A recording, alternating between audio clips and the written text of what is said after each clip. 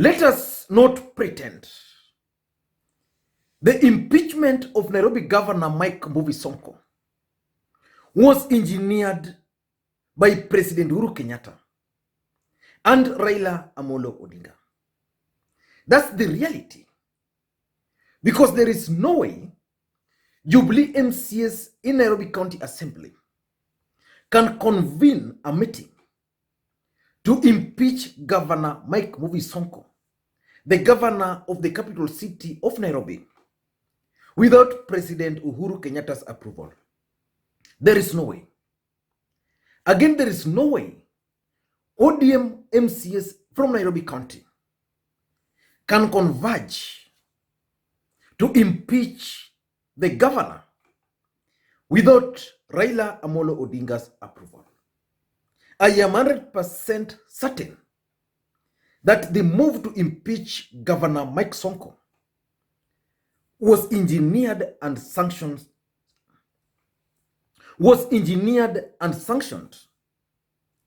by the two brothers.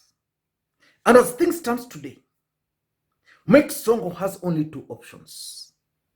The first option is to go to court, and the court may decide to grant him some relief.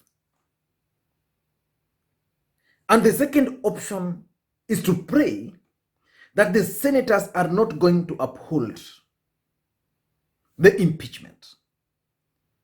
Because from the speed at which Senator Lusaka, the Speaker of the Senate, Ken Lusaka, was notified of this particular impeachment, points to a clear strategy by the system to remove Mike Sonko from Nairobi politics.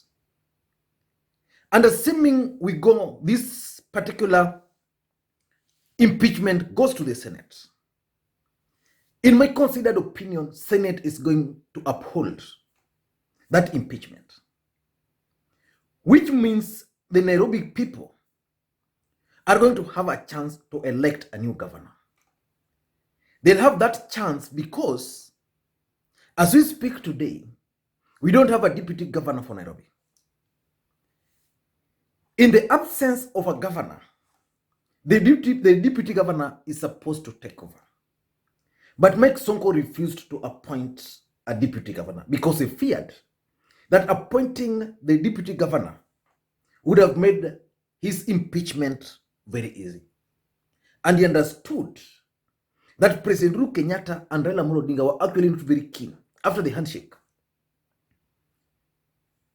to subject the people of Nairobi to a by-election. And in the absence of a deputy governor and the governor, the way we are currently in Nairobi, the speaker is supposed to act for 90 days, I think. And the role of speaker during that period is just to organize a by-election. So I am 100% sure that President Uhuru Kenyatta and Raila Odinga, before executing this particular move, considered all options available. And I'm sure they have an individual in mind who is going to take over from Governor Mike Sonko. Because I don't see, from what I'm trying to gather, I don't see any luck on the side of Mike Sonko. So I want us to look at the possible people who are likely to replace Governor Mike Sonko. But before we do that, if you're watching this video for the first time, I want you to take a second or two and click the subscribe button so that next time we produce a video like this, YouTube will automatically notify you. Now, let us get to the main business. I've read and seen people mention the name of Polycarp Igathe. I don't think Polycarp Igathe will make a comeback to Nairobi politics, especially during this particular period. Polycarp Igathe, I think, moved on. There are people who claim that he never resigned. The truth of the matter is that Polycarp Igathe tendered his resignation letter. And anybody can go to court should any move to make him the governor be initiated. But you don't rule out the possibility of the system exploiting that weakness. But from where I am, I don't think Polika Pigade is going to make any comeback. But the following people are likely to replace Mike Sonko. Not all of them. Because if a by-election is going to be occasioned, President Uhuru Kenyatta and Raila Odinga are going to sponsor a candidate, handshake candidate. And William Samoei Ruto is not going to wait and watch. He's also going to sponsor a candidate. So the list I'm going to explain here consists of those who are going to run, who are likely to be candidates of the handshake, and those likely to be sponsored by the Deputy President William Samoei Ruto. Now let us get straight to the list. Number 1 is Peter Kenneth, the former member of parliament for Gatanga, Mudungu wa Gatanga. Peter Kenneth contested for the gubernatorial seat in Nairobi in the last election. He was the preferred candidate for President Uhuru Kenyatta to take over from Governor Kidero. If you gave President Uhuru Kenyatta the option of Kidero and Sonko, he would have gone with Kidero. But Jubilee wanted to control Nairobi. So President Uhuru Kenyatta preferred Peter Kenneth over the other Jubilee candidates in Nairobi. And that's why Ferdinand Waititu was forced out of Nairobi. And of late, Peter Kenneth is actually emerging as a strong player within the handshake team. I am sure Raila Odinga might not or will not have any problem with Peter Kenneth completing the term. And someone was telling me that if Peter Kenneth is going to be the candidate, then someone like Elizabeth Ongoro is likely to be the running mate.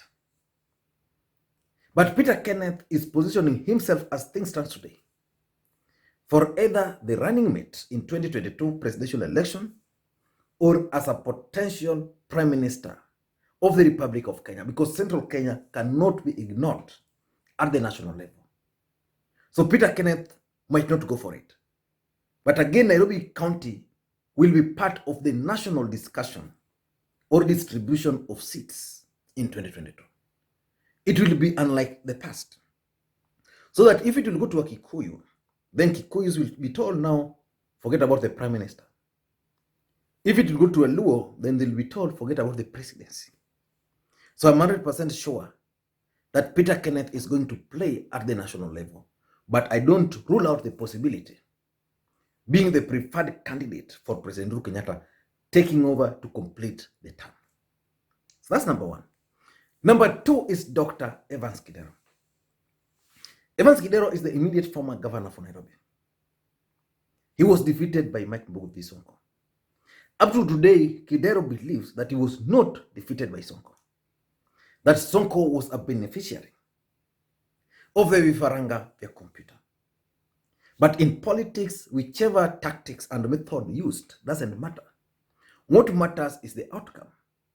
Sonko was sworn in as the governor for Nairobi, and Kidero went home. And of late, Kidero has been trying to make a political comeback in Homa Bay.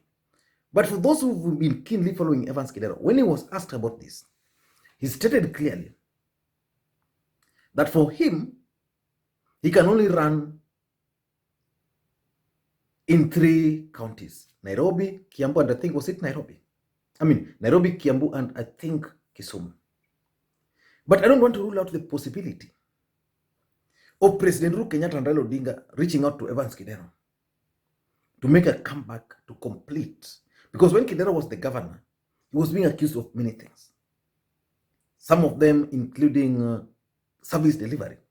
Sonko came with these populist strategies, which worked for him at some point, but later on people realized that he was not a good manager to manage Nairobi. So at some point, people were even saying that Kidero was even better than Mike Sonko.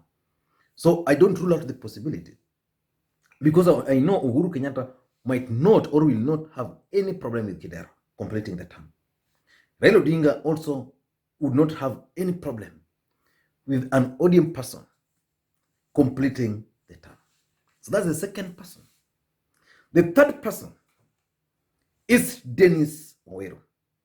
Dennis Waweru is a strong member of Kelaweke and is also one of the members of the Mount Kenya Foundation.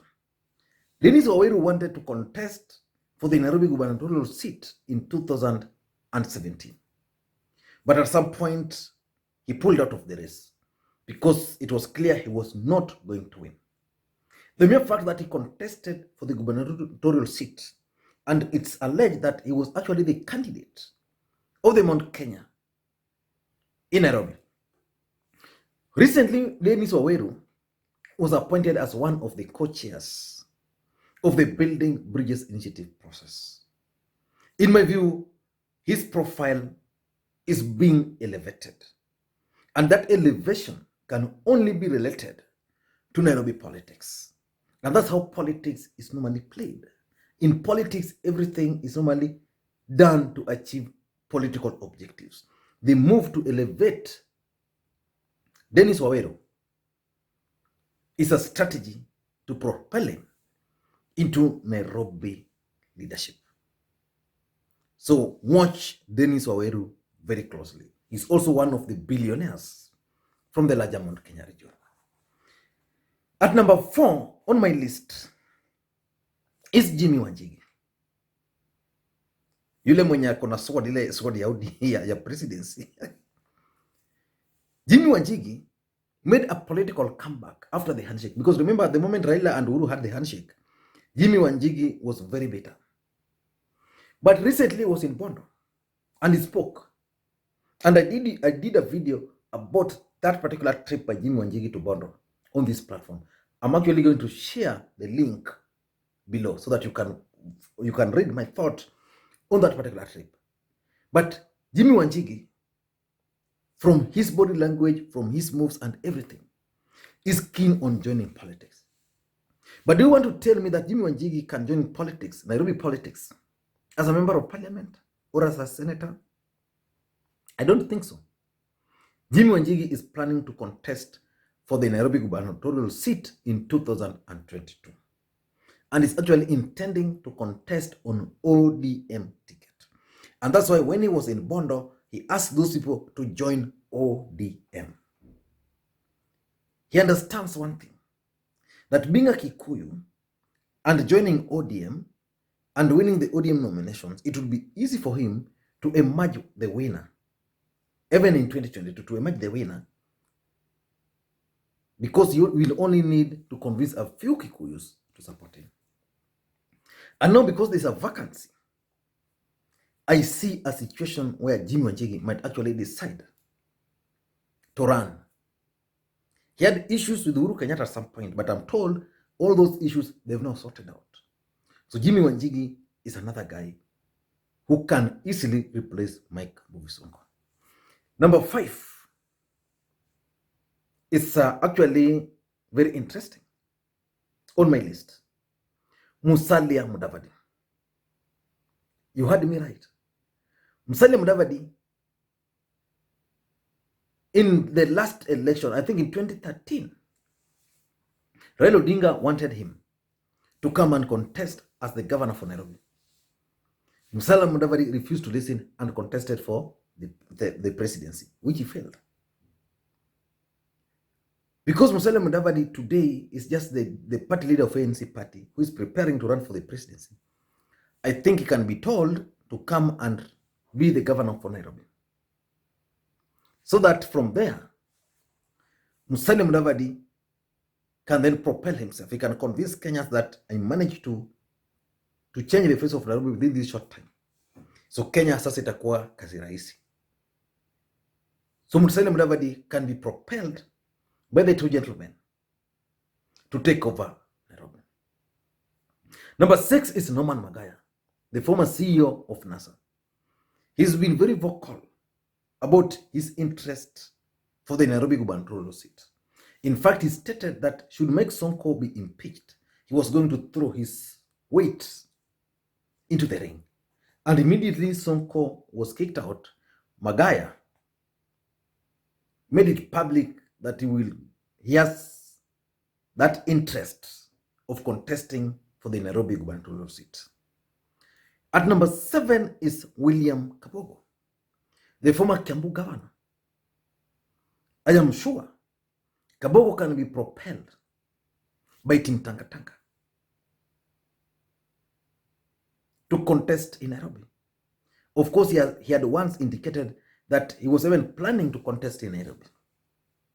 So I'm seeing a situation where William Kabogo can actually be fronted by Tanga Tanga to contest.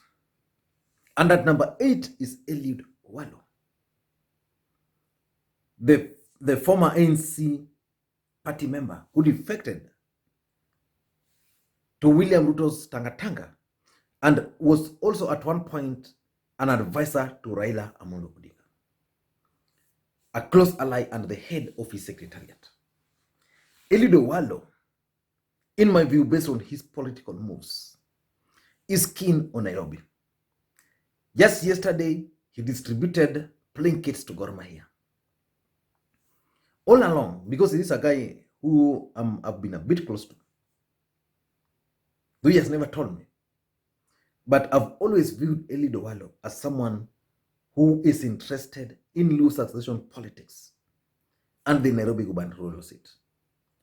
I don't want to rule out the possibility that should Uhuru and Raila front Peter Kenneth or Dennis Waweru or Jimmy Wanjigi, Eliud Walo is likely to contest, so that, you know, the divide and rule, say now there's also a Luo candidate.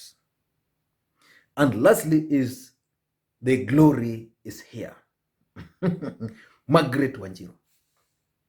Wanjiru contested against Ketero in the ODM nominations. She lost. In the last election, she went to Jubilee, again lost. This week, Margaret Wanjiru is supposed to host William Samoei Ruto in his church. So if a vacancy will arise, I am certain Margaret Wanjiru is going to offer her candidature. Now, from that list, the list of 9, one of them is going to be the next governor for Nairobi. I want you to tell me in the comment section the person you think has the higher chance of replacing Mike Sonko, and if there's someone else I've left out of the list. Thank you guys, and please, may you have a good day. Tomorrow, I have a funeral. I'll be attending a funeral in Lego. The late Mwalimu Achayo, who is a father to one of my good friends, Paul Achayo, who was the MCA for Migosi in Kisumu. So I'll be there tomorrow. So probably tomorrow, because I'm doing this video at night, tomorrow means today. Thank you guys, and please may you have a good day. Bye-bye.